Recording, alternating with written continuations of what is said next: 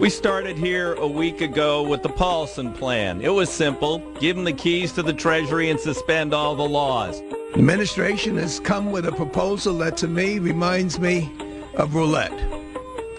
And they're challenging us to just take the bullets. Once again, shouting the battle cry of freedom. We will rally it from the hillside. We will gather from the plain. Madam Speaker, fundamentally, there's something wrong with the way we are proceeding. The arguments use fear to build confidence. We're on an artificial deadline, rushing to judgment, and fearful we can't get there in time. Like the Iraq War and the Patriot Act, this bill is fueled by fear and hinges on haste. So much is missing. There is no requirement that Wall Street pay a dime. They made an investment. They took a risk. It didn't turn out well. The AP poll shows 8 in 10 Americans worry the financial crisis will hit them directly. Despite that, 45% are opposed to the government bailout. $700 billion is a lot of money. The largest corporate bailout in American history forever changes the relationship between government and the financial sector. Madam Speaker, the Constitution of the United States is present to protect Main Street. We have individuals who were drunk. The regulators were the bartenders who continued to pour the drink, didn't stop him from drinking. And now he was drunk. He got on the main thoroughfare and had an accident. The accident clouds the highway. We're looking at a symptom. It's the highway where we have our pension funds. And we're looking at the collapsing of a market that was unstable. It was unstable because of the way it came about. It's the highway where we have our car loans and our mortgages. It came about because of a monopoly control of money and credit by the Federal Reserve System, and that is a natural consequence of what happens when a Federal Reserve System creates too much credit. The entire bill that they voted on today is actually dead.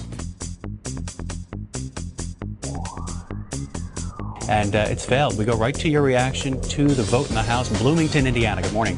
Good afternoon, rather. Hello, my name is Justin Morrison, and I'm calling from Bloomington, Indiana, and I oppose this bill along with Ron Paul and all of his other supporters. And I heard the lady say it again on your show just now, that us common Americans don't get it. I heard Feinstein say that last night. I heard your guest say it just now. I heard your two guests in the last couple of days saying the same thing, that we just don't understand.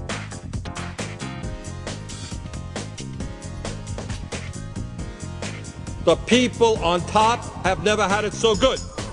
For the first 7 years of Bush's tenure, the wealthiest 400 individuals in our country saw a $670 billion increase in their wealth. Congress is being dishonest.